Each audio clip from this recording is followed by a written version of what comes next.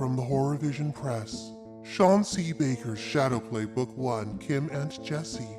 If our reflections woke up, would they hate us? Would they envy our world? Would they try to take it? Two worlds on a collision course, and 15-year-old Jesse Roberts is caught in the middle. Shadowplay Book 1, Kim and Jesse is available from Amazon, Barnes & Noble, or wherever books are sold. Also available, a collection of desires, 7 tales of modern horror. These 7 tales bring the horror home to our modern world.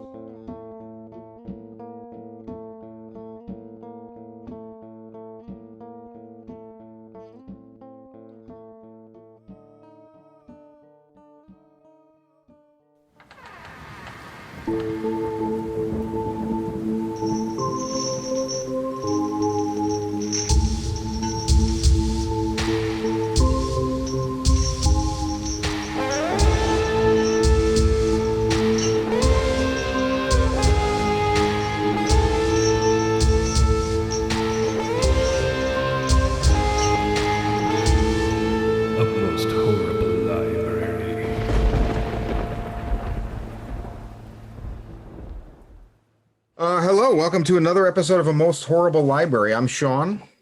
And I'm Chris. And our guest tonight is Jeremy Haun. He is the author most recently of The Red Mother from Boom Studios, which is outstanding. Issue 12 just came out, wrapped it up. We're going to find out if there's going to be more. He also did The Beauty at Image Comics. 2007, he did Narcoleptic Sunday. I just finished reading that. Really cool. I believe out of print.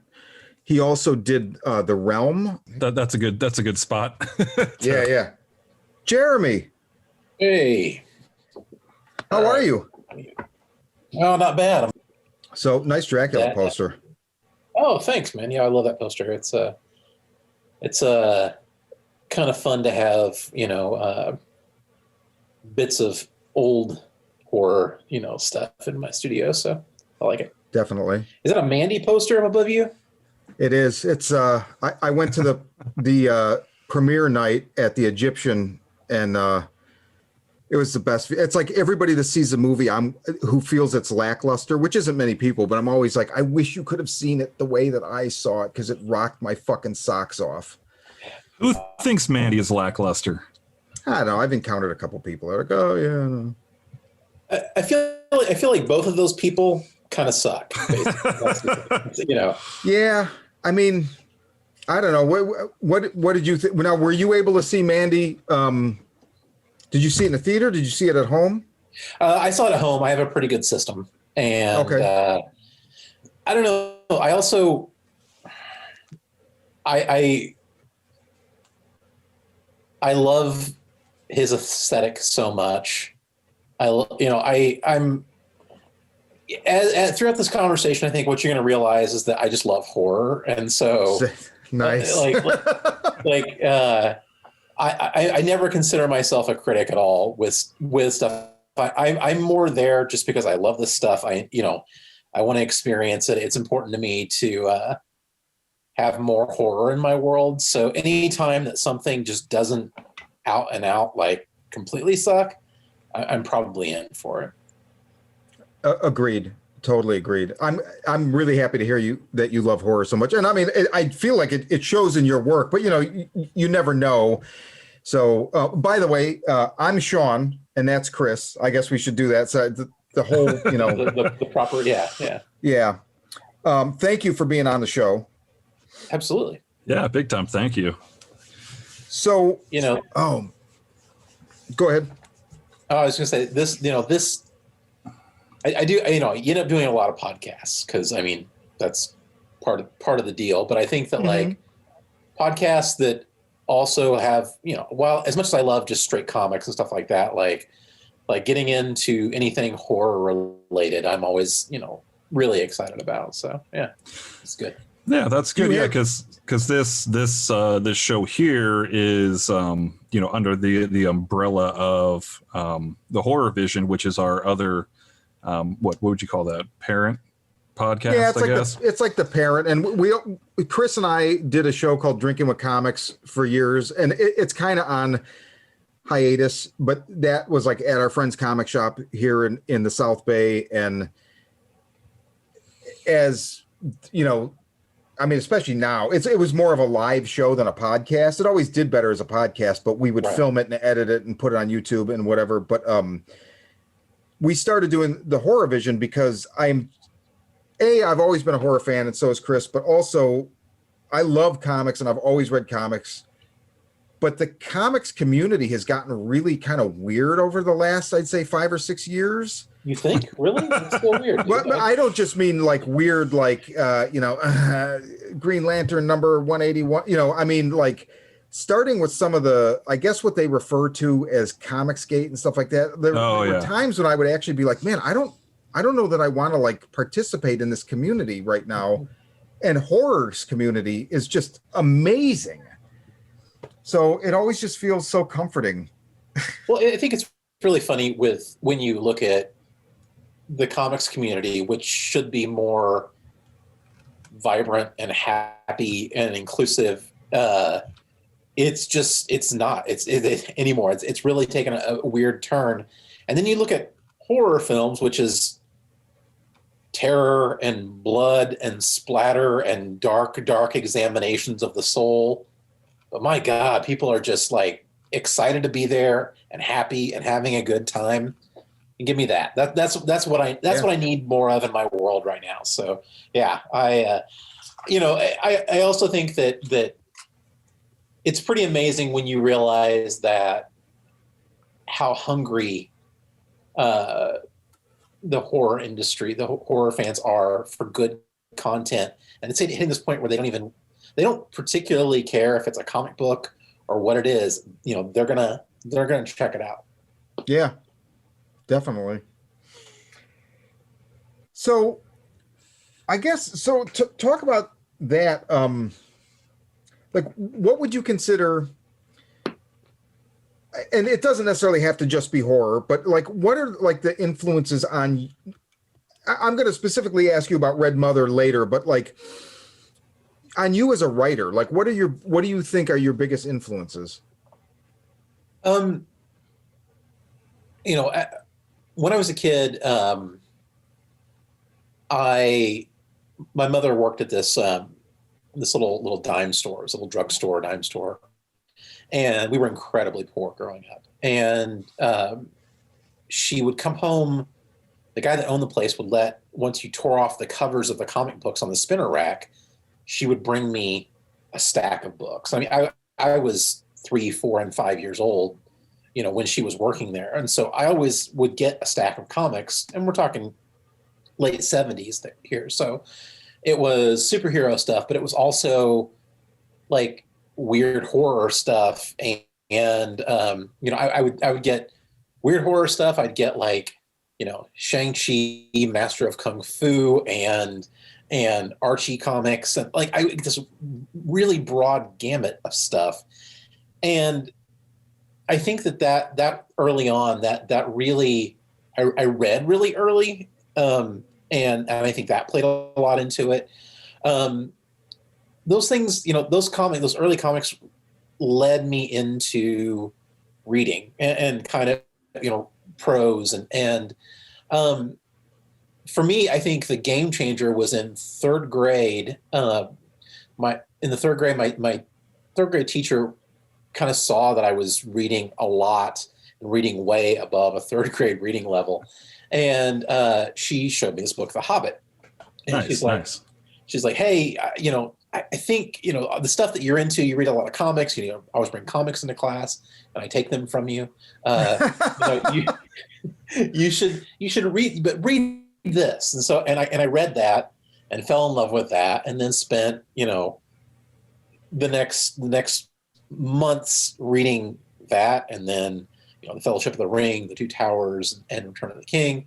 And then Silmarillion, like I just dove deep into that. And she would show me, the Wheel of Time books and C.S. Lewis's stuff that was all fantasy. But then I realized that like there were themes even in that I kept going back to, that I really liked the kind of weird stuff, like the stranger it was, or the creepier it was, the more I enjoyed it. And I was recently telling a story about this probably right around the same time, third grade or so. I had this buddy that would bring his older brother's issues of Fangoria to school, and I was seeing these brutal moments from Friday the 13th, or like the first time I ever saw the werewolf change in American Werewolf in London. Oh yeah, was in those shots in Fangoria, and you got to see like how disturbing it was. And that shot of him holding up his hand and like screaming at his distended hand. it's all stretching out. Yeah, like those. So I had this fascination with like weird horror stuff, and even some like gore, which actually really made me feel sick at the time. But like, and I hit this point where like I was just absorbing all of that, and it was this. Shortly, or like right around that time, I don't know if the maybe the too many Fangoria magazines kind of led me into beginning to be scared of everything. I know that I started really having this fear of like Freddy Krueger's character in A Nightmare on Elm Street when he popped up, and somehow we moved from Joplin, where I lived, in with my grandparents when my parents got a divorce. We moved down there. And it was on this farm out in the middle of nowhere in the dark. Wow. And it was a pig and cattle farm, and like pigs scream in the night. Like, oh yeah. And so I was in this weird, I love my grandparents, and I love being on the farm when we would visit, but like this was like every night during the summer in the heat with the windows open, and this, the screams of those pigs out there, fighting, and the cicadas out, outside the window. Yeah. And this was about the time that I was probably now 12 or so, and I was just terrified of everything. I was so scared of the dark, scared of being, in the room that we were in. My brother and I shared a room upstairs in this old creaky dark house, but it was my uncle's old room, and because there was so much stuff piled up in this one part of the room, there's like a divider. There was this closet that could never close. Oh no! And I looked at that closet every night. I'd lay there shock still in bed, and I would look at that damn closet, and I would just, I knew something was in there. And finally I had enough, and I went back to those earlier days, and I said, I'm so scared of everything. I'm going to watch every horror film at our local video store I'm going to fix this. I'm going to beat it out of me, basically. And, they didn't, like, that guy didn't give a shit. He really didn't care about what we rented at all, Right. Back then they didn't. Well, and like, by this point, a single mother, and we had gotten our own place, and, I had a TV, and I'd stay up late, but I'd have this stack of, horror films, and, watching every single thing from,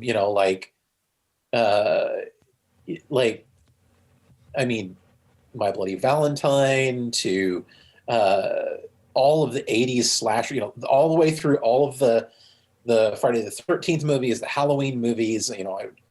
I had this weird obsession with Ghoulies. There were so many. First Ghoulies is solid, man. Oh wow, it really is, and it really is. But I really found that like I've made my way through these, and in the beginning it was terrifying because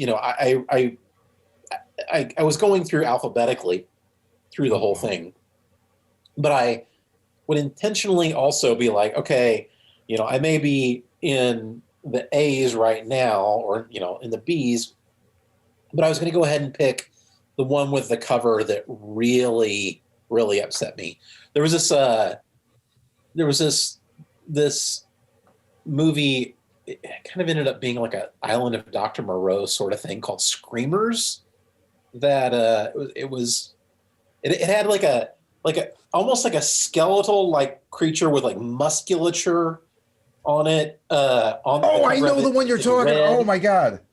Yeah, and it was this, but it's a screaming skeleton kind of thing on the cover of the VHS tape, and that one really scared the hell out of me. But then I watched it, and I'm like, I don't know, it's kind of silly about these gill men from Atlantis or whatever, and it was fine. But I what I found was, in this really influential point in my life where my parents were divorced, we were living, instead of the city, we were living out in the country.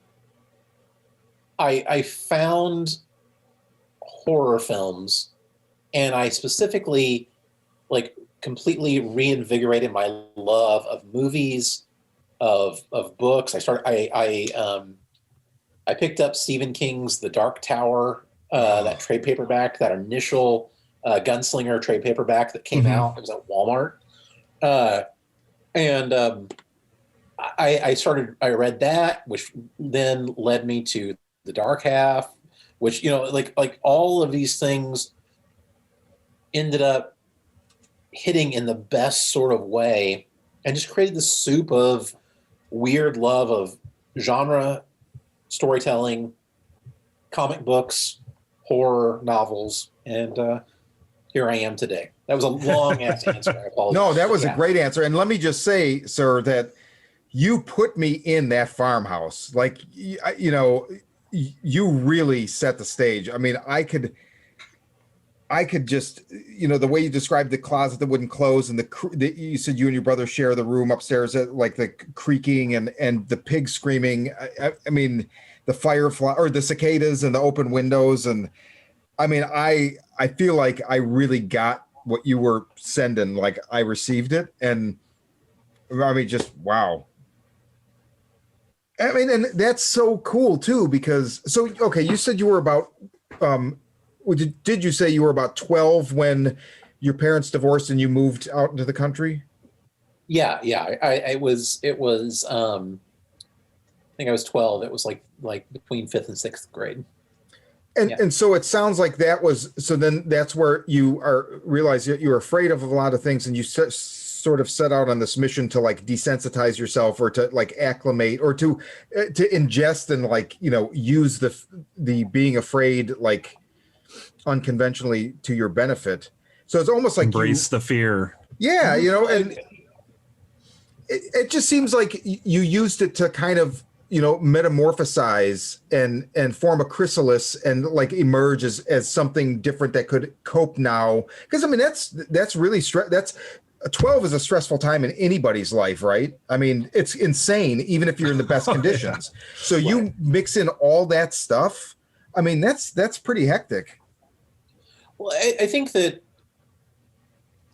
I'm grateful for that time. I mean, for as hard and terrifying and I guess in some ways lonely as that was, it made me into who I am today. It actually gave me ammunition for the rest of my life.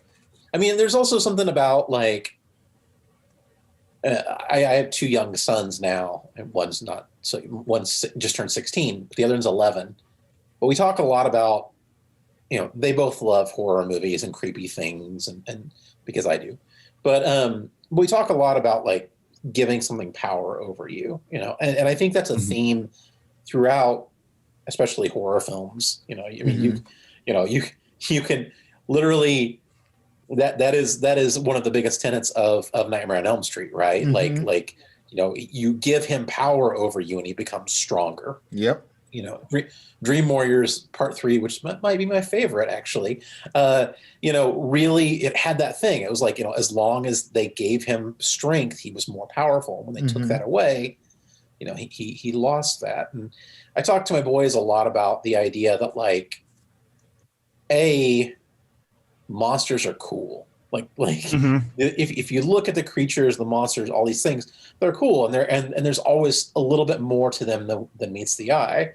But B, if you learn to control how something affects you for the rest of your life, you can kind of deal with anything. You know, if you can watch something and not you know, cower, Mm-hmm. you know, you're probably a little more equipped for things in life, you know, like hard things in life. And, you know, and I, you know, now one of my favorite things is I want to feel again like I did at 12 on that farm. That like for me, anytime that I write something or draw something, I want to put myself in that headspace of feeling like that.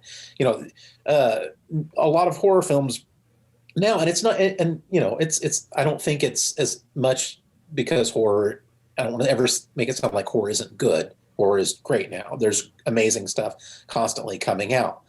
But like the moments don't always get me in the same way as they did, you know, Right. and I seek that. I so want to feel like that again. And even though, you know, even though I may watch a movie and there may be something in it that kind of has an effect, it may not be the exact right combinations, because the things that scare each of you are not necessarily the things that scare me. Mm-hmm. So when I write those things, it's my job to be like, okay, this is the stuff that messes me up. This is the stuff that gets me. And if I can do that, I know it's going to hit the same way with a reader on some level. Is there, so I love that you say that when you write something, you try and go back and like draw from that experience at 12. And is there like a way that you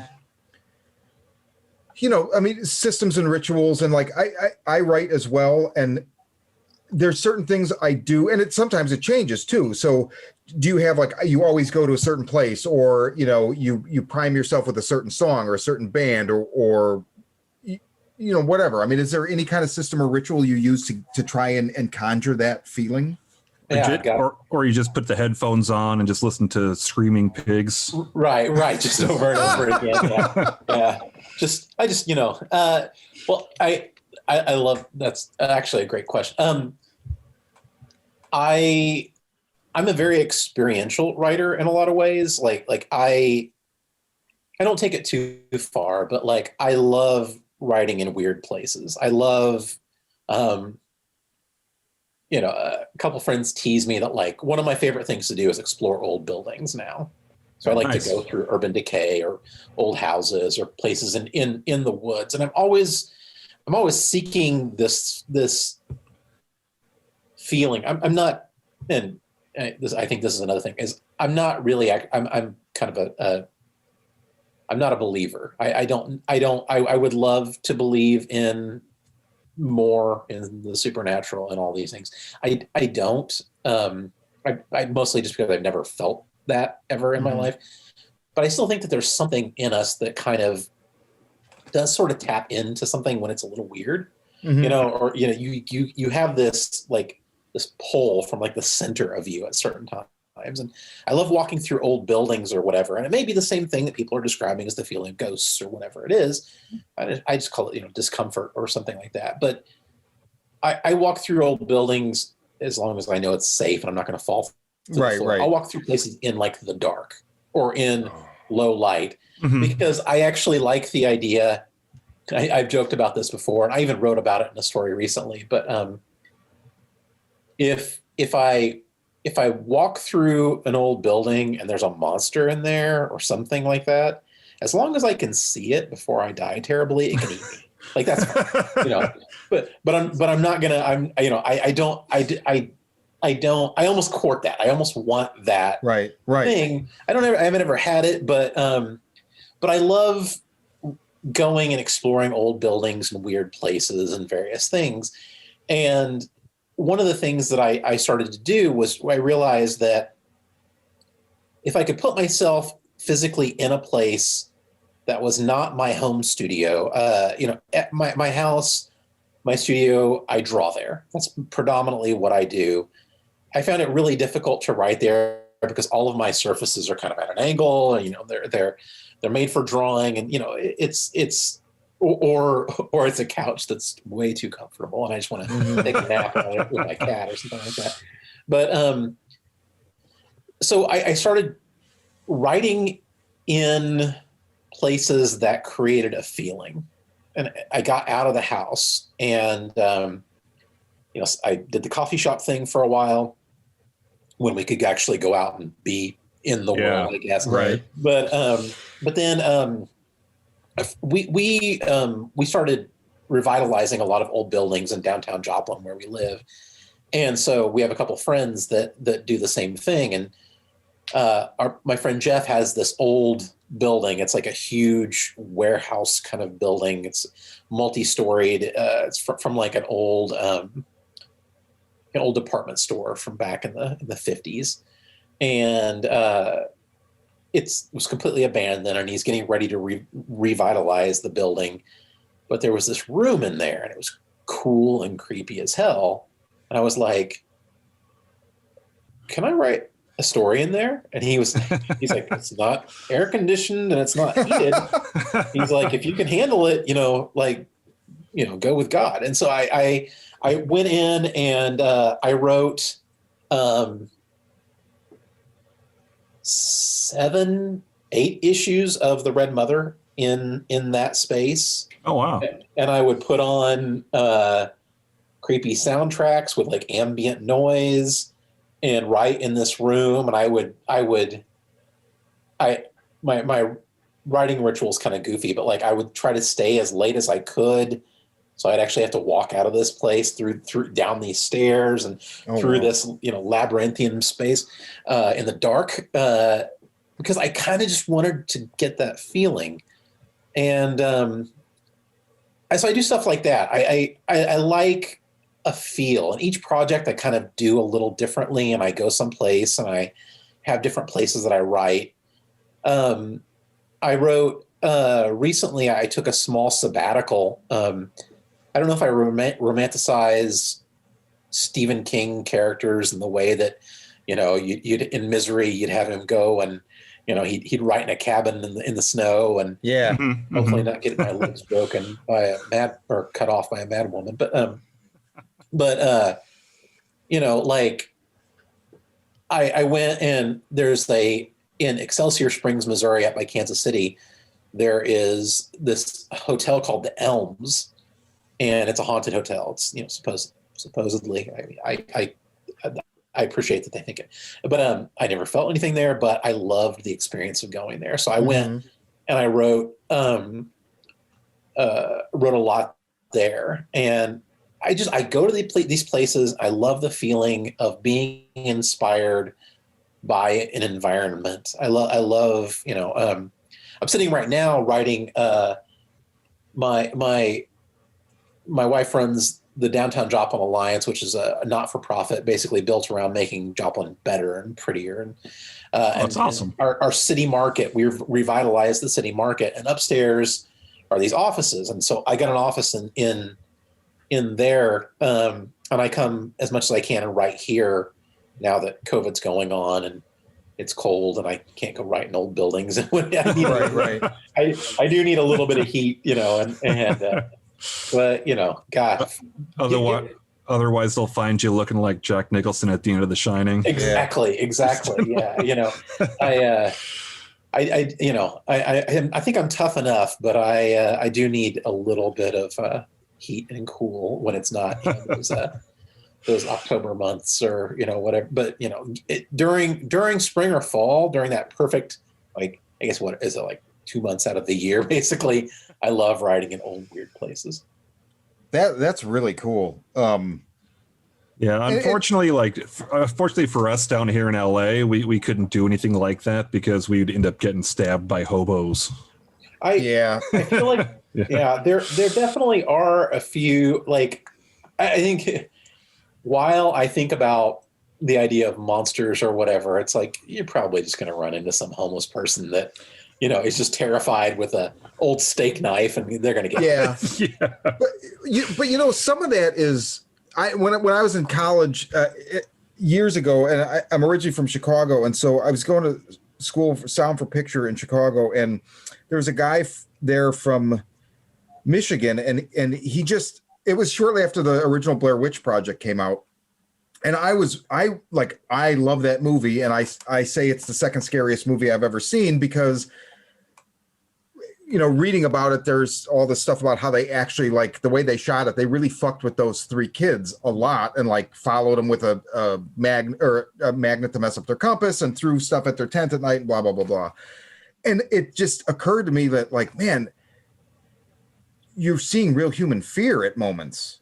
Mm-hmm. And so I was like, oh, you know, this guy's like, well, there's a abandoned insane asylum near where I live. And so it never happened, but I so wanted to go up there and just bring a camera and a sound crew and just walk through the thing. And I was like, you know what, Diego, maybe nothing will happen, or most likely we'll run into like a homeless guy.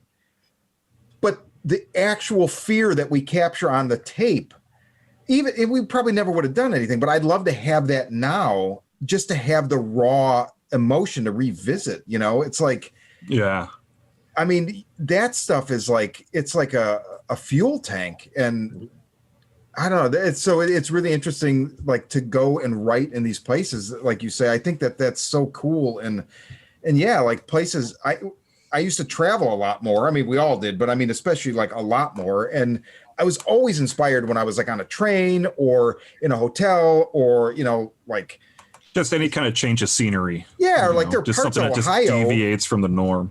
Yeah, there were parts of Ohio. I remember there was one like near where my ex's parents lived, where there was just this highway, and for miles there was just these train cars. Mm-hmm. Mm-hmm. And they were just there. Like, they were there every time for like a year that we went there. I'm like, I got to go sit in one of those or something. She's like, you're out of your mind. Yeah. I'm the guy that, like, if we're on some kind of road trip somewhere, I'm the guy that will make you turn around and go and find some weird church or building or whatever in the distance that I see.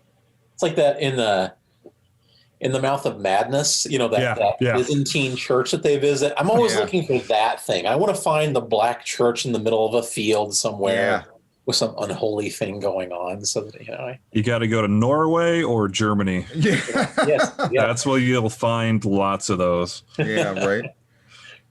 Oh man, and well, you should make the driver turn around to go to those places, because I mean,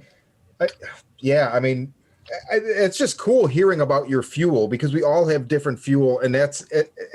I feel like that definitely, like when you said you wrote 7 or 8 issues of the Red Mother there, it makes sense, because there is an architectural presence to the book. I mean, especially just because, you know, almost every issue, or actually every issue opens with those red scenes that, you know, ultimately, like, you know, telling you where we're going or whatever. Right.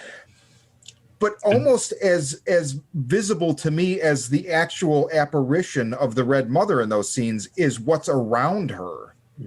And then, you know, obviously, ultimately by the end, it's all about the architecture of this place that Daisy and the artist, I'm blanking on his name, but have designed, right? And like, she gets to experience first. No, you can be the first one, which I felt like should have been a clue a little bit. But oh my God. So with the Red Mother, so first of all, is it done? With issue 12, we have finished this story. Yes. Yeah. So do you intend on revisiting it? Now, I know the Red Mother, I believe, says she's one of 7. She's one of 4. Yeah. One of 4. Okay. 1 of 4. So do you plan on revisiting Daisy or the Red Mother, or maybe some of the other mythology, like the other 3, or do you just not even want to say what's what yet? I'm so torn between being like super coy about this sort of thing. And if you want to be coy, I won't be offended. Let me tell you everything. Let me don't tell me everything, because I love going into stuff not knowing, you know. Right. Because I got questions. Yeah. I think, like, you know, here's the thing. Why don't we do it like this? For the two of you and your audience, feel free to ask me, you know, ask me what you want to ask me. I might play coy, but ask. Yeah. But with this, I wanted a story that had a beginning, middle, and end. Like, I needed to have an ending for Daisy's story. is this the last time we're going to see Daisy? Probably not completely. Are we ever going to have a Red Mother 2? No, probably not as it is with, like, we will probably not have another story about Daisy and the Red Mother as such. I love Daisy's character, and I would like to revisit her on some level at some point. The 4 and 7, the gods and their heralds, these old entities. Mm-hmm. I have more to tell. Nice. I have been. I'm currently doing another book called 40 Seconds over at Comixology. Okay. And it's very different from the Red Mother. It's a big universe jumping space science story, about this forward team of explorers bouncing through the universe, through all these places, these gates. But there's a little bit of the 4 and 7 in that. And and then if you go back the realm, this project I did, there is part of that in there. And I don't want to ever try to seem like I'm, like I'm as good as some of the people that I admire so much. But, Stephen King in the Dark Tower books, you realize that The Stand took place, in the same web of places, that over here you'd get a representation of, the Crimson King, and over here you'd get Randall Flagg and all these things.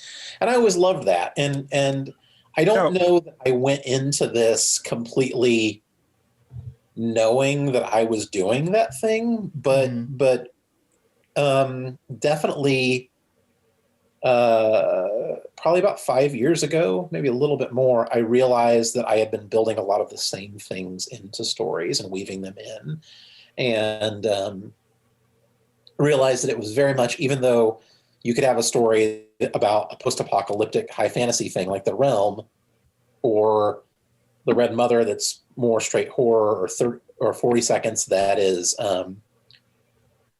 more science fiction adventure, you could have all like similar elements. And I think that, honestly, the through line for all those is some horror elements. Mm-hmm. And I'm bringing them in. I'm going to keep doing it.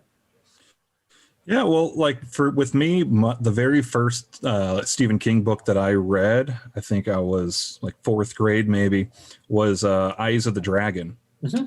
So I read that, and I'm like, okay, this is, kind of right in my wheelhouse at the time. Was very fantasy, but still kind of edgy. And then like later on, realizing like, oh shit, that's Flagg. That's right. That's the same, but having that for my introduction to Flagg, and then jumping off from there, it just had a really, really cool feeling and effect on me. Like, oh yeah, wow, there's a bigger universe going on that you don't even really think about. Well, and we love that stuff. I mean, as creatives, we love it. As readers, we love it. When you realize that there is something so much more. There's little Easter eggs. There's all these little things that kind of fit in. I don't know. It awakens something in you. Yeah, totally. As whether, like I said, whether you're a creator or just reading something, it really. I don't know. For me, it's the kind of stuff that I like reading and that I obsess over, and I always want more of it.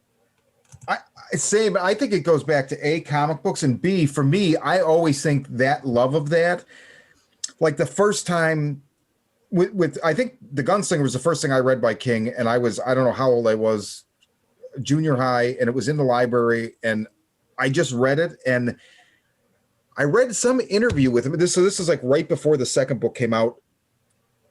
And now it's like, this is more or less pre-internet. So I don't even know where I read this interview. Maybe I invented this, but I swear I read something. So it might have been in the back of the book or whatever, but he talked about how he realized slowly that like the Dark Tower is the nexus between all, and now like shared universe is a thing everywhere, right? In Hollywood and whatnot, but I still love it. But that was the first time I encountered it, and it made me think of the way I used to play with my toys, because I would make sure that there was a way that like G.I. Joe and the Transformers came together, and it didn't have anything to do with the stories that were in the cartoons or even the comic books. It was like my own thing.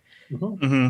And you can't share it with anybody, but it was just like something about realizing that with King's World and what he was doing. I was like, oh my God, he's like playing with his toys and everybody gets to like play along. And it just blew my mind. It's funny because that really reminds me of, doing that exact same thing with all my toys, Transformers and Ninja Turtles and stuff. When I saw on Parks and Rec, when Patton Oswalt did his filibuster, which is pretty much going to come to pass in reality now that Disney owns it. I mean, it's like okay. Yeah. When he starts bringing in X-Men into the Star Wars and everything. And I'm like, dude, that's what I did when I was a kid. Right. Yeah. Oh yeah. Absolutely. I don't know. It's joy. And I think that's one of the things. It's like, it's pure joy in creation, reading something, you talk about in comics, when you would find out that this character that's this new bad guy that you're just, you're just getting into Fantastic Four and you had no idea that like this had been the big villain from the Avengers forever. Right. It's now coming, and those things would happen. And yeah, I think it's something that we've had a lot of fun doing forever. I think about Alan Moore's League of Extraordinary Gentlemen. Oh, yeah. One of those really great examples of taking that mashup aspect and being like, yeah, well, what if Mina and the Invisible Man and like all these characters can exist in the same space, all these fictional characters, and you get so excited when you have that. When the moment you see the Nautilus pop up out of the water, you're like, okay, this is perfect. Yeah, I don't know. We're just sitting here geeking out about making about mashups, and I love it. Yeah, same. So now I do have a question. I'll go super geek on you. So in Red Mother, with issue 9, issue 10, I am going to delve into a little bit of spoilers here for just for the sake of the conversation. So the masked guy who comes and attacks Daisy and in the chapel and everything, and then out on the street. Do you think we're ever going to kind of get some backstory as far as like, was that guy part of an organization, a society? Like, how did he know to do what he was trying to do? I think that we're going to definitely see,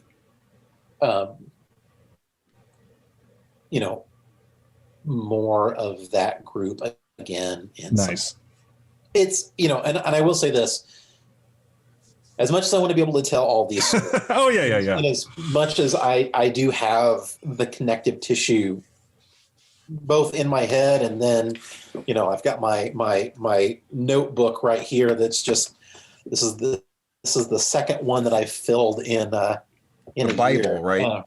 I just, but like, I know what I want to do with this stuff. Of course, the time to be able to actually do all of this. So, I think the next story the next mid-sized story that I'm writing definitely does connect back. I don't know if it's going to be one that's going to give a ton more answers, but it'll give some. And that's great. Yeah. One of the things that I've been having a lot of fun doing is I'm doing this thing called Hauntology, which is I saw it on your website. Yeah, it's basically I love the idea that if you add a T to my name, it becomes haunt. Yeah. And then So do I. yeah, so hauntology just flowed perfectly. I actually initially said it as a joke, and then my buddy was like, "That's actually really cool," and I was like, "Ah, shit, this is now." But my hauntology stories that I've been doing, I've been releasing them on Patreon for now. Oh, Nice. And let's see, Wednesday last, so a week ago, I released my 15th short story. So they are black and white stories written, drawn, and lettered by me. So I do everything on these stories in black and white because I love black and white. Oh yeah. They are between 1 and 15 pages in length, each one. And I release them bi-weekly. So I guess for the past 30 weeks, I've been releasing these damn things. now, do you have these stored up, or are you literally like doing them and then releasing them after they're done? I'm generally like, I tried to be 3 ahead, and then we had a death in the family, just normal things that happen in life. And now I'm about 1.5 ahead. Well, I also really screwed myself over because, 1 or 2 or 3 page short stories, I can pretty easily do pretty quickly. I don't know why the hell I'm like, ooh, this would make a great 15-page short story. And then I'm trying to get everything else done I have to get done, plus write and draw and letter these things and make them good. But they're all, and I don't want to ever say like, hey, the only way you're going to get more information is by getting these things. But there are a lot of connective things that run through these stories, and really the project started out because comics massively did the pencils down thing, right? They were like, hey, we know you're working on this thing, we know, but we're not going to be able to work for 6.5 months. So for that first 6.5, basically from March towards through the summer, most of us in comics didn't really have a regular, our gig was not, Right. And even things that came back were often done provisionally. Like they were like, hey, we're coming back, but you can only work on,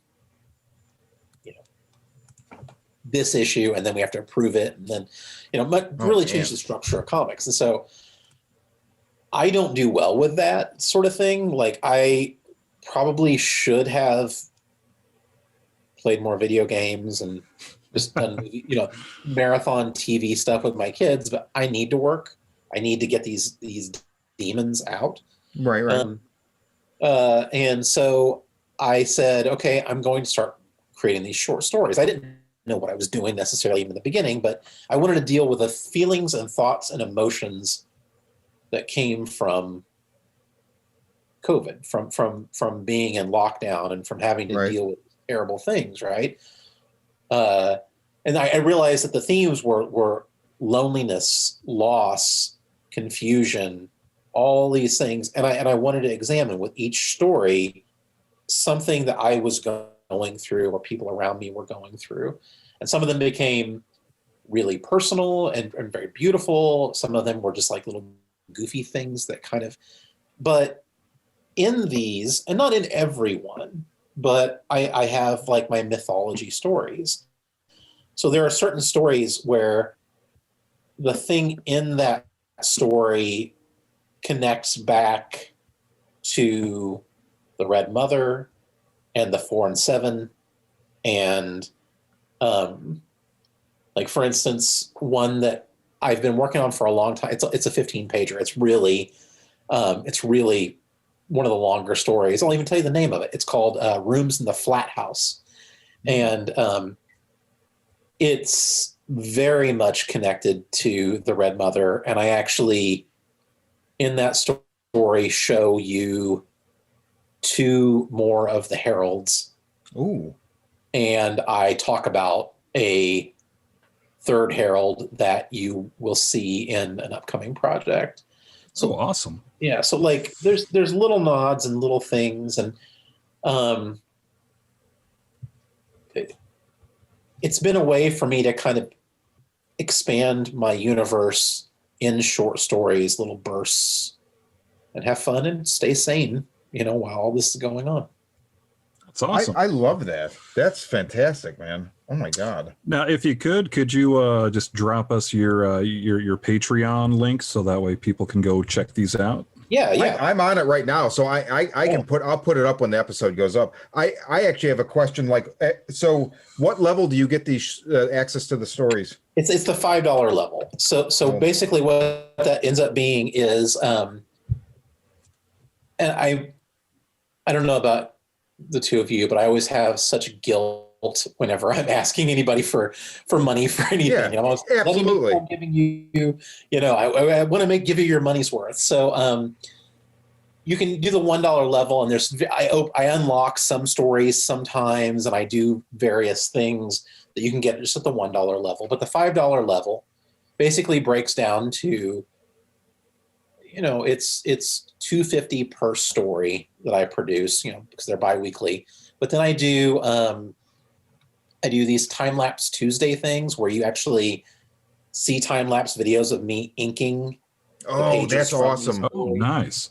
I do. There was one called Sabbatical at the Elms, which is a story about a guy going to the hotel that I went to and writing there. I did a lengthy discussion, audio commentary. So I do my time-lapse stuff, and then I'll do audio commentary over the time-lapse video. Oh, Some of those are 10 minutes long. I just released one that was about 10 minutes. That one I think was like 30 minutes long. I do talks about various things, along the way. I released, like, I'm doing this thing called Ashcan Theater, which is basically me re-releasing all of the original artwork from like The Realm, all 15 issues. You just could see it in black and white without any lettering or color or anything. Oh, awesome. Oh, wow. Just the pages. I do some stuff about, what tools I work with. I go in and, like, anytime I did this thing called 31 Days of Halloween. I saw that, which, oh man. It was a lot of fun. It was me drawing basically every day for the month of October. I drew a horror character. Yeah. I had so much fun with it. I ended up drawing, I think 79 horror characters in the month of October. But I published a little book with that. But like, I would draw those, and I would release them. I would give my patrons a sneak peek, so they would get to see them early. Like, they would get to see them a little bit before everybody else did. So it's a lot of stuff like that. But the $5 one gets you access to all that stuff. And then I do stuff like I have a thing where we can do like a cocktail hour where literally, we sit there and have some whiskey over like this over Zoom. We sit there and we chat about whatever they want to chat about. It's been really great. I've one of the guys that I talked to is a really great guy that's building short stories of his own. We talk a lot about craft and stuff like that, but various things. So there's all these different tiers, but basically the $5 gets you access to all the Haunthology stuff. If that's not your bag, once I get to 100 pages, and I think I'm at about 60 pages right now, I'm going to release some kind of a collected edition. I don't know if I'm going to do it as a Kickstarter yet, or if I'm going to find a publisher for it, or how that works. I very much like the idea that I've built this, and I've told I've done these stories. I love anthologies, but I think in comics they get tricky. But I always loved, like, you'd get a Stephen King short story collection or a Laird Barron. Oh yes, I knew you were a Laird Barron fan. Yes. Good taste. Yes. Yeah. I would honestly say that right now, my vying for my favorite author, Laird Barron or Nathan Balogrud is. Yeah, I knew you were going to say Nathan Balogrud. Oh my God. Those two guys, they're magic. They make me uncomfortable, which is back to that feeling of being 12 again. Yeah. And I will say that I don't want to. There's a very good chance that at least I will do something with one of those guys at some point. That would be amazing. I love their work so much, and they're both amazing gentlemen. And but anyway, but what I was saying was, I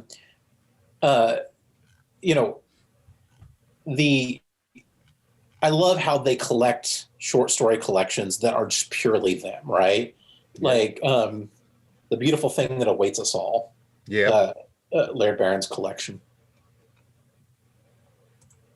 made me feel so uneasy and so confused about the world through his lens. And I wanted that as a creative myself. And I don't do prose, but I do comics. And I love anthologies in the way that, like, the best of them, like Batman Black and White or something like that, is always, it's near perfect, and it's always this fantastic group of A-list creators. But a lot of times, even like old issues of Heavy Metal or something like that, you get them and you'd be like, oh, this is a Mobius story, I love this. Or, oh, this is a Richard Corbin story, I love this. But then you'd have this one over here and you're like, I don't know, that really wasn't for me. I love the idea that if you buy a Laird Barron collection, you know exactly what you're getting from him. These are the stories. And, there's not ups and downs necessarily. Other collections that you have with different people are fantastic too, in a different way. But, like, I wanted to, as a creative, in comics, I wanted to make a collection of short stories that was all me, 100% me. And so, yeah, that's what Haunthology is. And I'm doing it as the Patreon now, but eventually we'll get a nice hardcover or something like that out of it. It'll be fun. That's awesome. Really cool. Yeah, we'll have to keep our eyes out for that. Well, I'm definitely going to be a $5 member as soon as I was trying to do it on my phone right now, but I'm not logged into Patreon. I don't know how to log into anything without, I might like my password list because everything has different requirements, yada, yada, yada. What is it about technology? It's supposed to make our lives so much easier. Like, literally, I can send anything from my iPhone to my desktop or my laptop or my iPad or whatever the hell. But if I'm needing to figure out my password on my laptop and I haven't used it, it just never connects right. I don't know. It's always a pain in the ass. It's supposed to make our life easier. It never quite does. I know. I found myself endlessly repeating for the last few years, like, modern life is rubbish. And it's just, it's like the best invention, in my opinion, in the last 2 years is the thing when you sign in with your password, you can hit show password, and any website that doesn't do that now, I'm like, why wouldn't you do that? Right. Yeah. It's like the same thing that, technology is supposed to have made everything so much better. But then arguably you get into, like, CGI monster effects, right? And you're like, man, it's close sometimes, but, like, you're never going to beat K&B building something and messing it up, No, yeah, absolutely. It's like the Thing prequel that they made. Yeah. Because they actually made all of the practical effects for it, and then the studio said, no, it looks too old and cheap. Go over it all with CGI. What's really weird was, I don't know if I'd been drinking when I saw the prequel. If prequel, I guess, yeah. Prequel. But, like, I had seen so many of the practical creature effects and even footage with some of those not completely finished, but like early stuff that I forgot how I was like, no, that was all practical too. They really did it, completely forgetting. And like I went back and watched it again with my son recently, my 16-year-old, and I was like, oh, that's not how I remember. Like I remembered it being super cool, and it was just still shots of the creatures that they had painted over and stuff. Yeah. Well, and I remember reading that they actually like reverse engineered like the beginning of the thing where it's like there's blood here. Why is that there? This door has an axe in it, blah, blah, blah. Oh, yeah. I never bothered to see it when I heard that they, got rid of the practical effects, but I haven't seen this either. But apparently the effects company went and made a movie called Harbinger Down. I've seen that. Because they're like, well, we have all this stuff. We might as well just make it. So people are like criticizing Harbinger Down as, oh, it's a Thing ripoff. It's like, wait, hold on. Yeah. Let's be absolutely clear. It is the Thing. It's like, just the one that they weren't allowed to make, right? Yeah.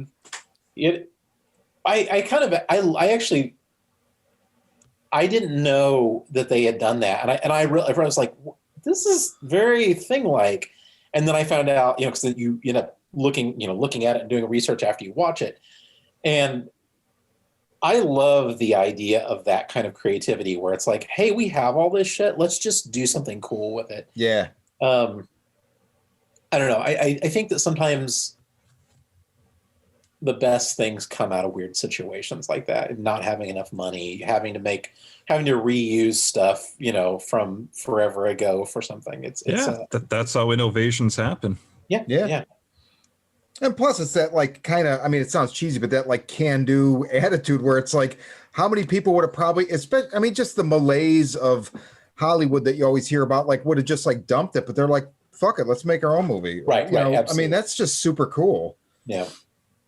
And I don't know. Can I ask you about, I picked this up recently. Oh yeah. Narcoleptic Sunday. Okay. Man, good read. Thanks, man. We keep thinking about like reissuing it or something like that. I'm trying to figure out how we would do it. It was one of the earliest things that I ever wrote, and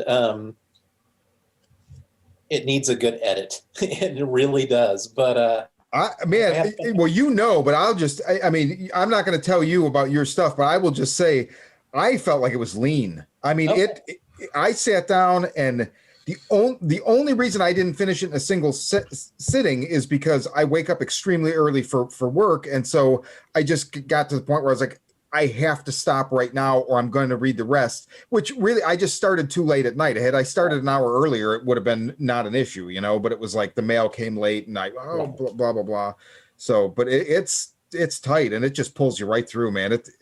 Which is hysterical because the whole idea that the character, is narcoleptic, although he says it's not narcolepsy, that it's, possibly due to depression or whatever. And I don't know enough about narcolepsy to know if, what, so I don't want to like offend anybody out there listening, right. But, you would think that it would be like, because he falls asleep, that it wouldn't quite pull you through so quickly. But man, even the way that you make him fall asleep and wake up, it has the effect of being disorienting, so that I get that he's disoriented. I feel a little bit of that, but I never feel like it slows it down ever. It's just. I had a lot of fun making that. That story, the reason that story exists was I had the idea for it. I'd been kind of mulling it around in my head, but like with most things, especially at that point in my life, where I was mostly working as an artist and usually trying to draw 2 books at the same time and be an idiot, overworking myself. And I was always like, oh, I want to write more. I have all these stories I want to tell. And I had this laundry list of like 20 things, but Narcoleptic Sunday was on there, and I knew what the story was and how I wanted to handle it.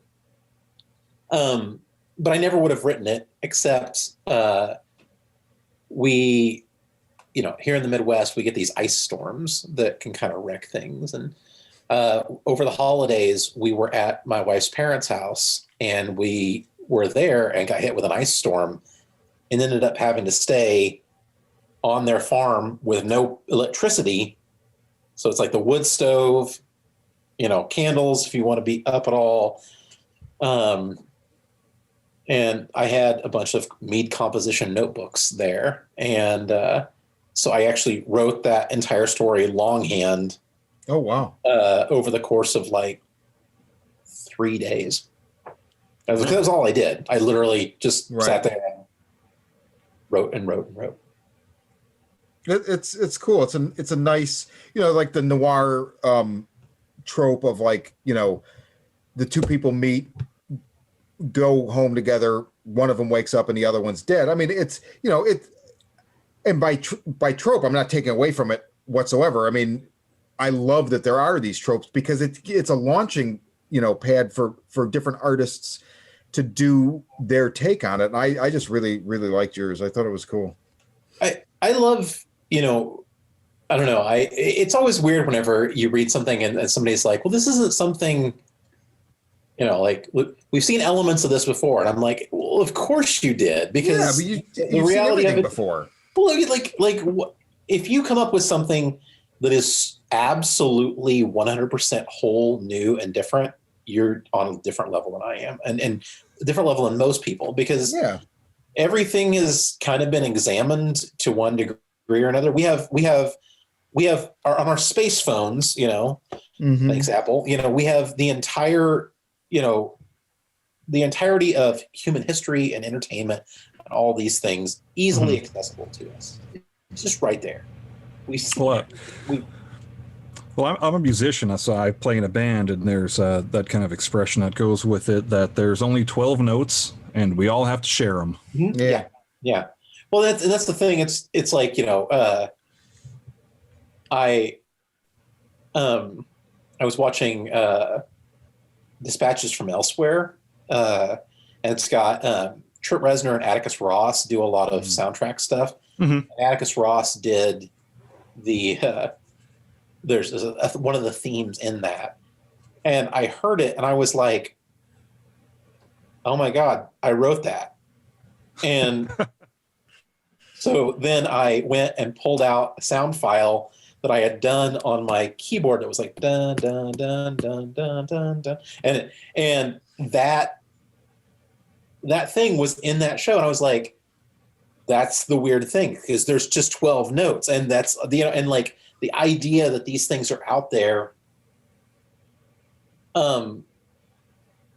it's magical, and I do, as much as I don't believe in anything, I do like the idea that creativity has a repository somewhere, and to a degree we're just pulling that out. Yeah. That Sandman thing about every story that's ever been written exists in the library of dreams. Mm-hmm.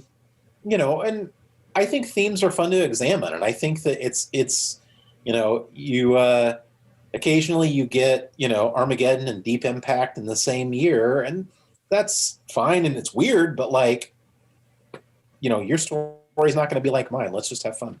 Yeah, exactly. Yeah. People are like, how many times can you see the slasher? But I could see it endlessly, as long as because somebody else is doing it, so they're doing it a different way, and noir is like that. I mean, everything, like you said, everything's essentially like that. So yeah, I think one of the best examples of that, Shawn, is Cabin in the Woods. Yeah, right. Where like horror's a big sandbox, and they're just like, we're taking all the toys. But yeah, I mean, I feel like the only writer that I've read that where I was like, I don't even understand where this is coming from, is China Miéville. He's got a couple books that I'm just like, I don't, which was really interesting, because it made, like, it was hard to read at first. Like I could feel my brain like adapting to it. And so that was an interesting experience, but it's also not something that you can entertain light. Like those are, I'm due for a reread of a couple of them, but it's like, I can't put the energy into it right now. I don't know. The creative process is just amazing. And I love hearing about yours. Definitely. I just like making things, and I love stories. I love creating my own. I love reading other people's. I just want, for me, it's always that thing where it's like, I just want to be able to tell more stories. I don't even always know, that's going to sound so lame, but like, I don't even always know that the shit's good. I just know that it's in my head and I can't get it out. And maybe it's going to be something really special. Maybe it's not going to work, but you know what I'm going to do? I'm going to get it out there, and then I'm going to make 3 more. Mm-hmm. And probably one of those is going to be really good. Maybe mm-hmm. even 2, but like, I'm going to keep trying. I think that, you know, I think you look at creatives, in film's an easy example. Like you don't always hit, right? Like mm-hmm. sometimes you make something and it's really, really special. And then sometimes, you know, there's a weird spell where it's like, you know, well, that didn't work. But people that just keep making stuff, it's wonderful. You know, you don't always get, you know, you may hate the new album released by this musician. Man, the next one really works for you, or whatever it is. And, oh yeah, musician over here, you're preaching to the choir. Yeah. You know, and I think that you know, music, and especially like fiction storytelling is very similar in the way too that like you just have to have fun, and you really have to entertain yourself. Yeah, first and foremost. And then you have to be able to experiment a little bit, and like mm-hmm. you know, maybe this one. Maybe you really wanted another, like immediately after the Red Mother, you want the next Red Mother. I don't necessarily feel that it's right for me to do that. I need to do this thing that's just off to the side of that, you know. Mm-hmm. But also, you know, maybe I don't want to do another straight horror thing. Maybe I want to do another noir thing or whatever it is. And if you like what I do well enough, come along for the journey, because I'm going to give you more. And it might not always be the same thing, but man, it's going to be fun. Amen. Well said. Real quick, and so just let us know when you want to cut. I don't want to monopolize your entire evening, and you are ahead of us as well. So, what is it, like noon out there in LA? Yeah, but isn't it always noon? It is always noon. Feels like it. Since you brought up Alan Moore, I love asking writers this. So are you familiar with his story about how he was sitting in a pub one time when John Constantine walked in and talked to him? I believe so. Yeah. And you know, and Grant Morrison did a lot with that too, where it's basically like the fiction becomes this like microverse that affects the macroverse, as above, so below. Have you ever experienced something where you feel like, and I know you're not a believer, so I'm not necessarily saying that it's supernatural, but have you ever written something that then, like, in some capacity, like, I don't want to say came true, but like seemed like it rubbed up against your regular life in some way where you're like, oh, that's weird? I think a lot, and I'm never sure if it's because that's where my headspace is. It is because I've been looking for that. Right. Recently I had this thing that I've been wanting to write about, and I was messaging a friend, and I said, "Do you know anything about this thing that I've been researching?" And he was like, "You're joking, right?" And I was like, "No, so what you know, like, you live in San Francisco. This is kind of from San Francisco. It's kind of why I was asking, but like, have you ever," and he's like, "I am so obsessed with it." He's like, literally right now I have tabs open on my computer. Oh, wow. About this thing. He's like, did you know? Did my husband tell you about, like, what's going on? I was like, no. I was like, I didn't know, you know. And then we started talking about it, and like all the points of reference that we were kind of making was like stuff that as friends we had been independently researching and doing, and like we were sending each other articles that were the same art. Like I would send him like, well, you know, what about this one? And he's like, oh no, that's, you know, and that sort of thing happens a lot. And you know, I don't know if it's like the zeitgeist or if it's you know, some kind of cosmic push that we're getting, but it's, you know, it is amazing when you open yourself to creativity, what happens. You know, the second that you step just to the side of normal everyday life, you know,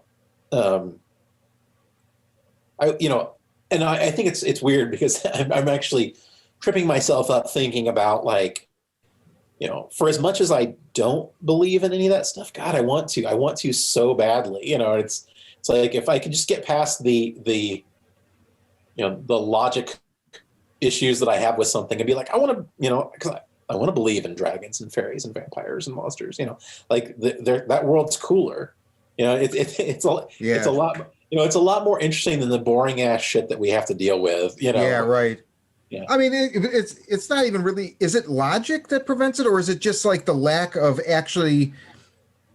You know, I mean, for me, it's like, I don't know that I'm a believer, but I mean, I've had some things happen to me where I'm like, okay, I was tapped into something that's outside of the normal reference point for me and most humans that I know.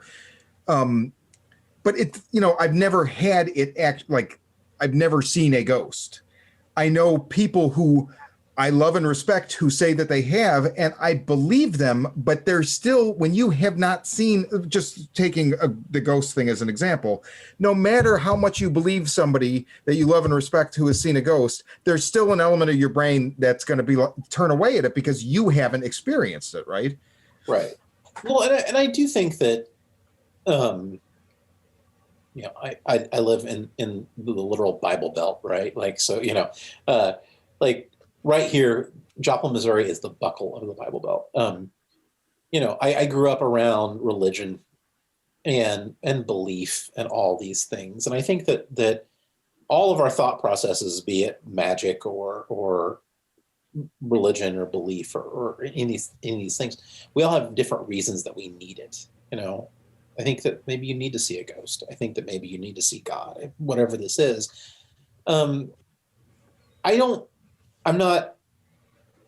don't sit there and ever intend to disrespect somebody because of the things that they believe in. In fact, I think it's joyous. I think if you've had an experience with the supernatural, I actually think I envy you.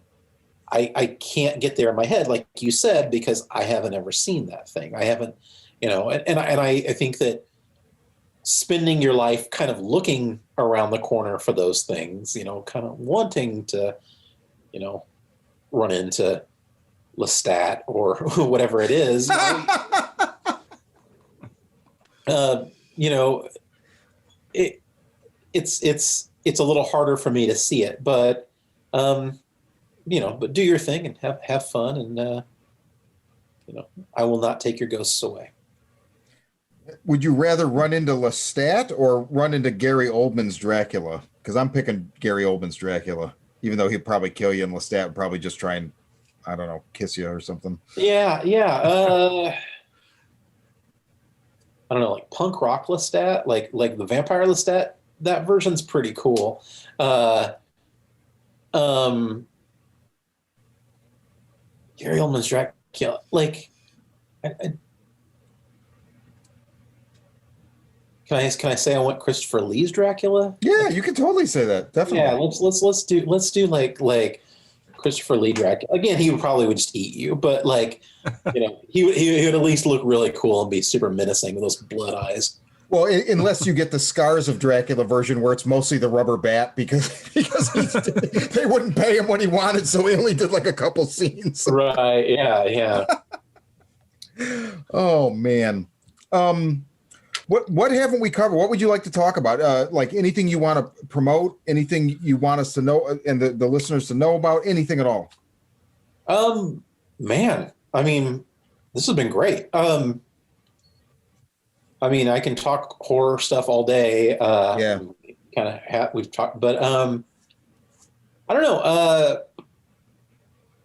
Promotion wise, like I said, I've got my 31 Days of Halloween sketchbook, little art book out there. You know, you can get that. You can order everything. Almost everything is available. Like you can either go check my stuff out on Patreon, or you can go to my web store just on my site. which is really cool. Like, I wish all artists, because I always like to buy directly from somebody if I can. It really so helps. I mean, and it's I love the way your site is designed and laid out, and the shop especially. I just think it's really cool. And the hauntology, combos there, the packages, bundles. That's the word I'm looking for. Yeah. I like,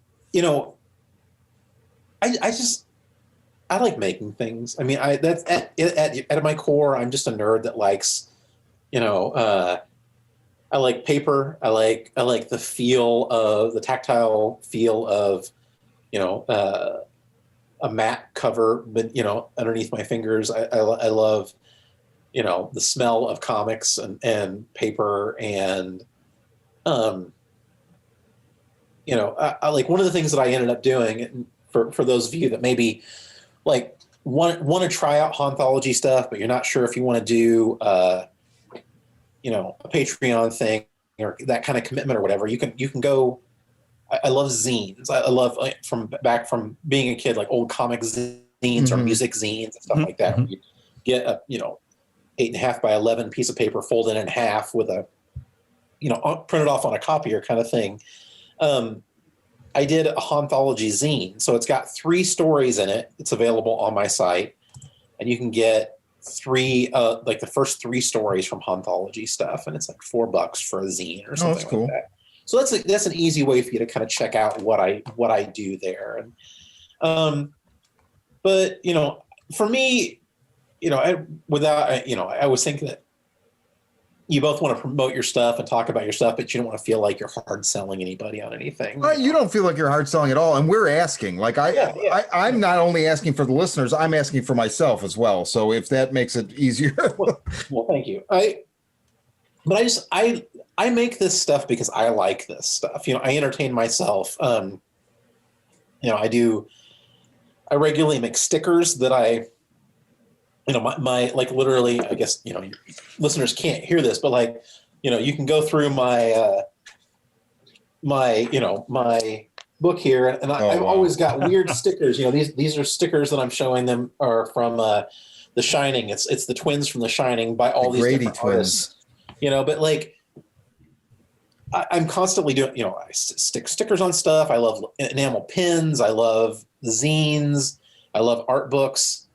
And I enjoy making those things. And I just, I like making them available. And, right now things are weird, for all of us, especially the ones of us who would regularly go to conventions.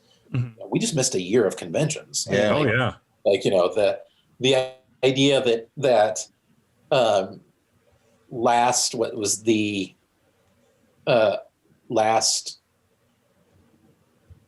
March was C2E2 in Chicago, and I was there with all my friends, all of these creators, and we were like, this COVID thing, it's kind of scary. And the next, like a week later, we were all going to go to Seattle for Emerald City Comic Con. Yeah, and COVID hit, and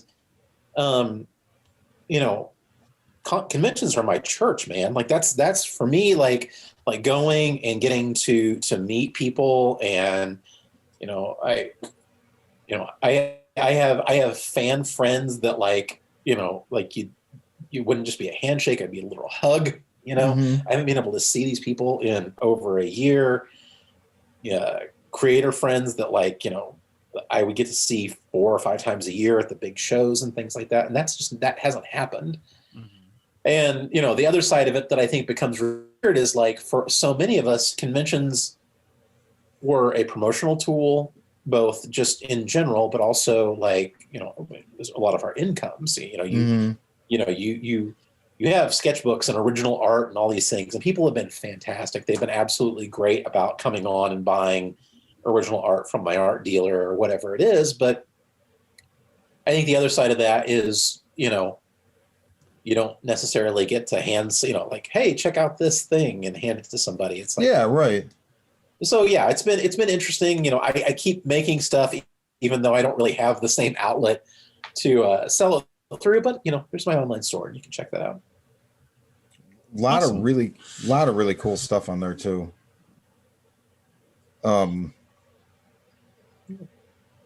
There's so many things I want to ask you, but like I don't want to open up a ton of cans of worms. No, I mean, Chris, pick two more, and then we'll do that, and then we'll call. Then we'll move on to part 2 next time.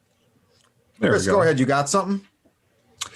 Yeah. So what would you say is probably either your favorite or just most influential like comic? Good question. That you're a jerk. you're like, hey, let me.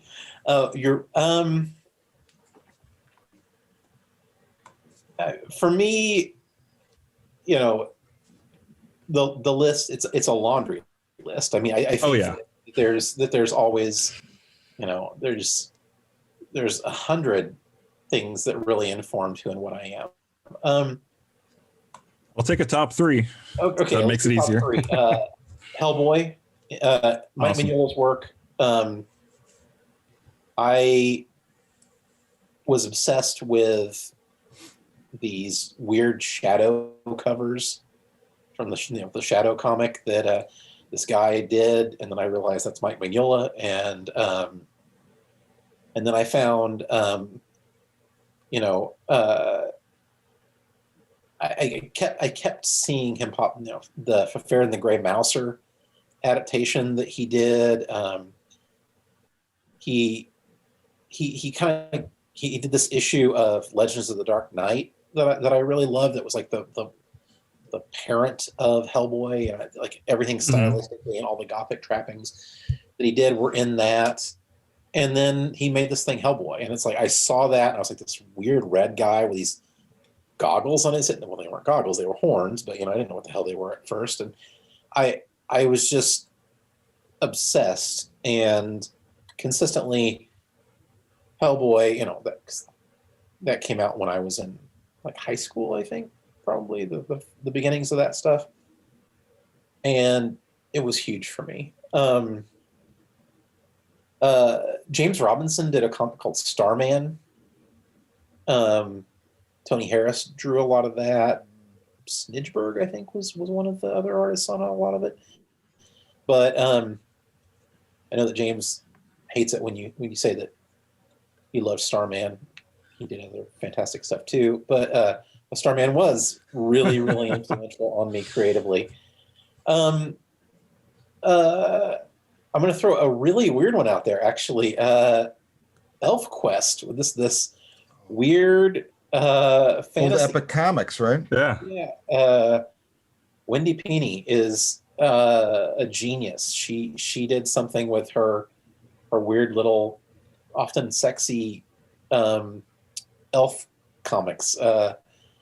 Those hit me at a really weird time that kind of branched. I think I was in 4th grade, 5th grade, somewhere in there, that same time period, where I was reading a lot of, Tolkien and stuff like that. Mm-hmm.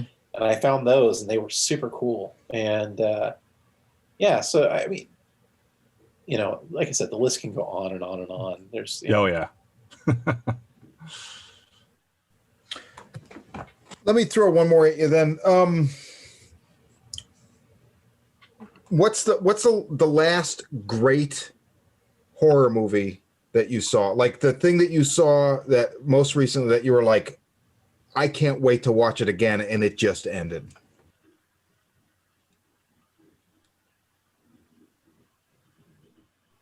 I love so many for so many different reasons. Again, this is. I mean, it doesn't even have just any one of them that like whatever comes to your head at first, I guess. Yeah, I mean, like It Follows was one that really hit me, and I think I've watched it about 10 times now. But one that like is pretty polarizing that actually was right around the same time.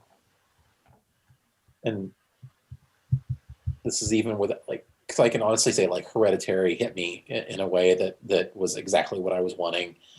The Witch kind of did a similar thing. Basically anything from A24 really kind of does get a lot. But one that's pretty polarizing that I absolutely love, and I realize it's not a perfect film, but The Void. Oh, Nice. You're preaching to the choir.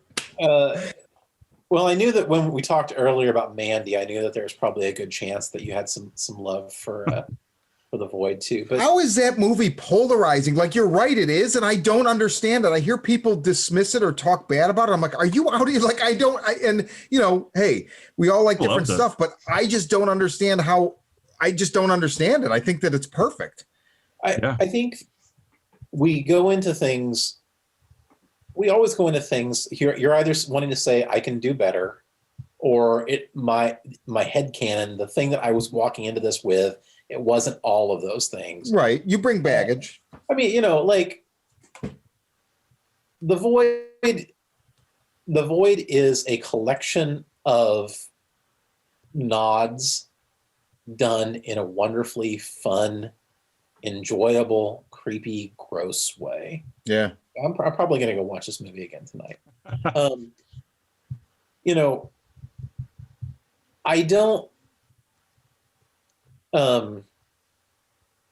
don't always need something to be perfect. I think that the idea that at some point we have, whether you're saying like The Shining is your gold standard for where horror hit you, or whatever, whatever horror film was, that was both art and so much more. We sometimes we want things to all be compared to that, and I don't think that that's fair. Mhm. I don't think that I think that you can see Assault on Precinct 13 or any number of Carpenter's films. Really, Prince of Darkness has some Prince of Darkness in My favorite Carpenter movie. Oh, it's so good. Oh, it's unbelievable. Unbelievable. But I love any story where people are trapped in something, especially by something supernatural. And you could see there was some Hellraiser in there. There was all from Beyond. There was definitely from the Beyond. The Beyond, yeah. Yeah. That ending really felt like The Beyond. Those things can all exist, and I think that the joy of going into things now and saying like, this did influence me, and this is a little bit throwbacky to that time, but it's okay because we all sort of want that. I mean, there's this kind of sci-fi-ish flick called Turbo Kid. Oh yeah.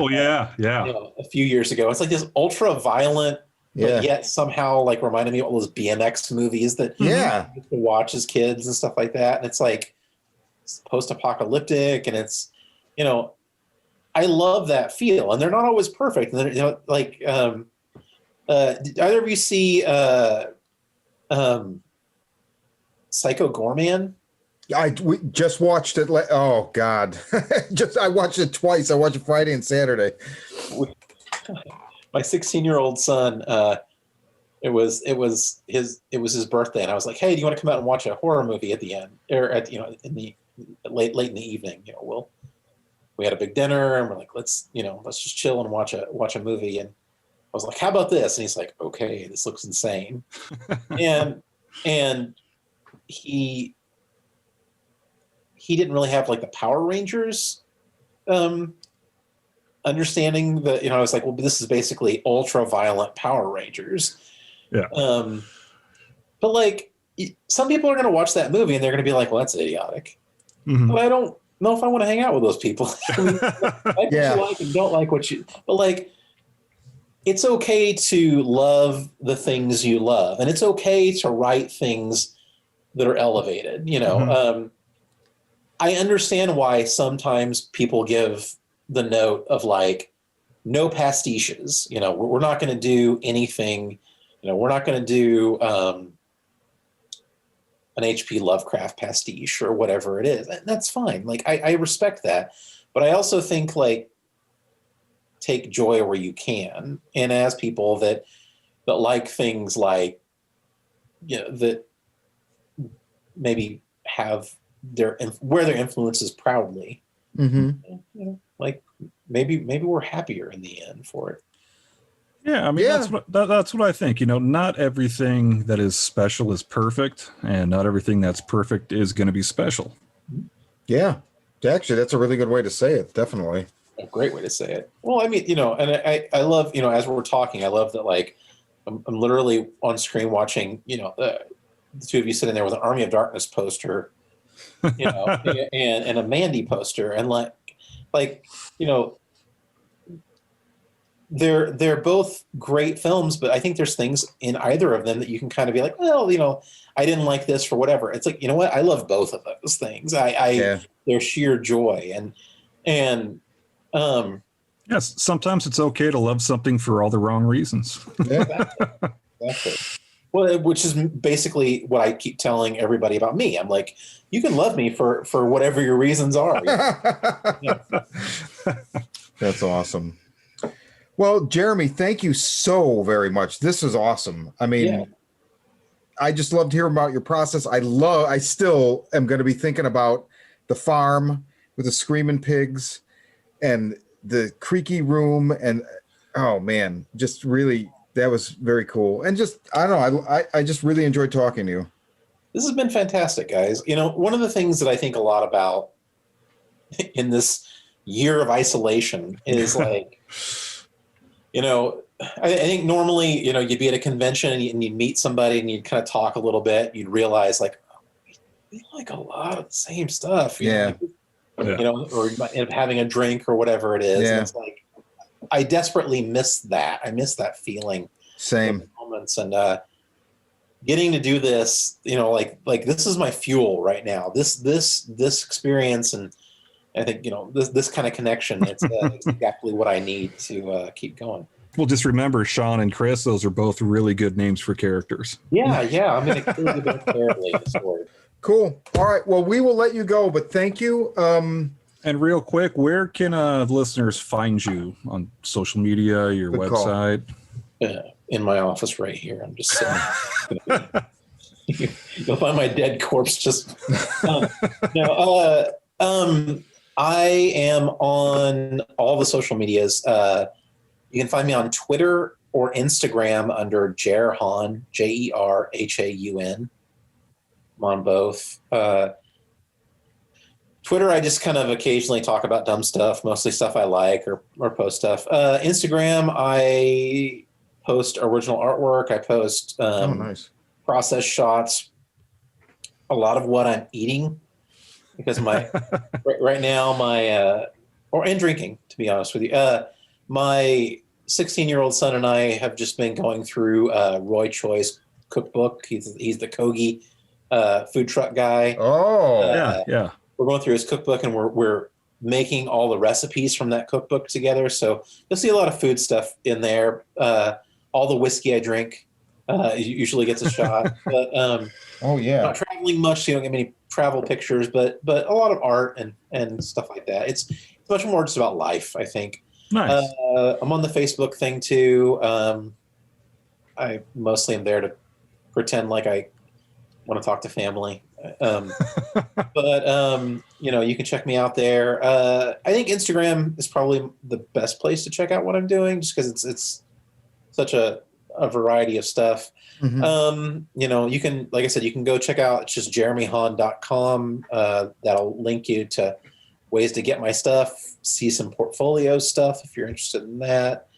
You know, and I think those are the main ways right now. Patreon, like I said, you can check out Patreon too, which is, you know, I mean, you know, one of the best things right now during all of this is that it's hard. You know, we're all locked away in our houses and not seeing anybody, and you know, I think that I've got more gray in my beard than when I started all this. And Oh, I know you're I telling do. me. Yeah. but you know, but what little interaction you can have on social medias really is kind of great. Chris and we talk on online. It is helpful, and it's not as good as this, but if people are interested in what I do, come on, see more of what I'm doing. Drop me a message, say hi in the comments, whatever. Please do. I always welcome that. It's great to hear from people during this chaos. Awesome. Awesome. Well, Jeremy, again, thank you so much for sitting down and talking with us. We got all 12 issues of Red Mother are out now, the first, and if the second trade isn't out yet, no, it is shortly. Oh, it is. Yeah, awesome. And I think the third one, which collects the last 4, is in May. I think, right? Yeah, it's a couple months out. Yeah, but if you don't want to wait, you can pick out the single issues, or everything's available also on Comixology if you're, That was what was the name of the title you're doing at Comixology's? That's 40 Seconds. Yeah, 40 Seconds. And, okay. It's a Comixology exclusive. It's through their Comixology originals. Chris Minton is drawing it. Nice. It's me writing, Chris is.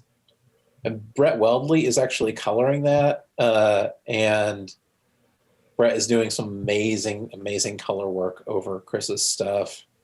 And we've got I'm going to go ahead and Thomas Maurer is our letterer and designer on that book, and on the Beauty and on the Realm, and Thomas, as letterers don't get enough love,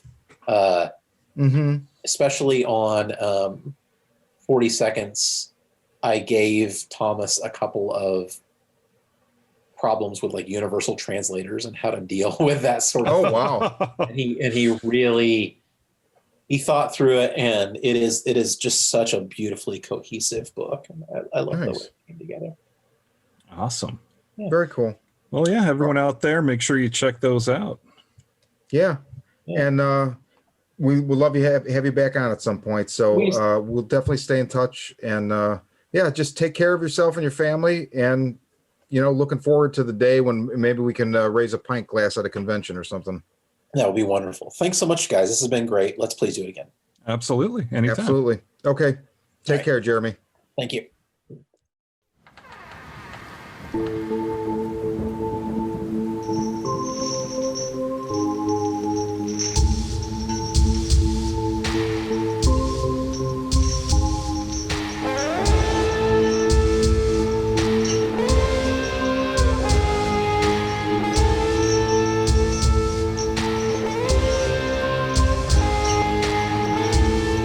A most horrible library.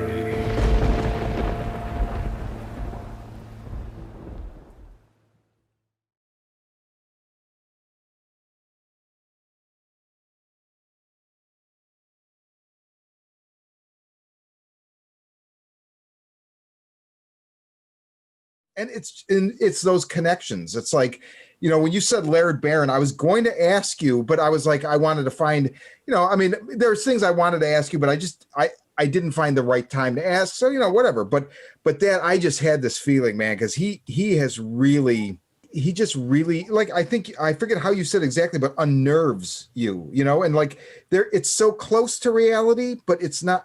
I think the first story by him that I like really kicked me was, I think it's the actual title, The Titular Occultation, which is the guy and the girl holed up in a cheap motel room drinking, and I think they're on ecstasy. And then at some point it's like getting weird, but at some point one of them goes out to like the vending machine, and there's like a giant fucking turtle like in the parking lot.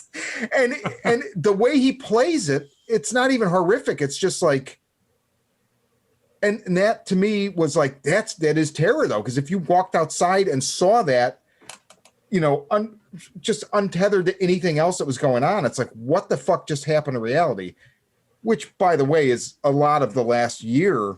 Right. It's like this, like, reality is just going through these like massive shifts, and it's crazy. It's like being on a boat that's almost capsized, and grab something and hold on. Right. Well, and I think that in times of massive strife, I think that we find comfort in things that terrify us on a different level. You the real world is really fucking scary. Yeah. And I think when you can escape through a supernatural story or through a slasher story or whatever it is, it's perfect. And I think that, Baron's stuff does something truly visceral, I love the idea that, like, he's regularly called, like, the heir to Lovecraft's, the feel of Lovecraftian storytelling. And I think that he hits on something, maybe without the rampant racism, which is really nice, but he hits on something that truly affects me every single time. And Yeah, every time. And I want to examine the same things, because we have some of the same like moments in life and in like inspiration. Mm-hmm. But I don't know. I do love what the man does. Yeah.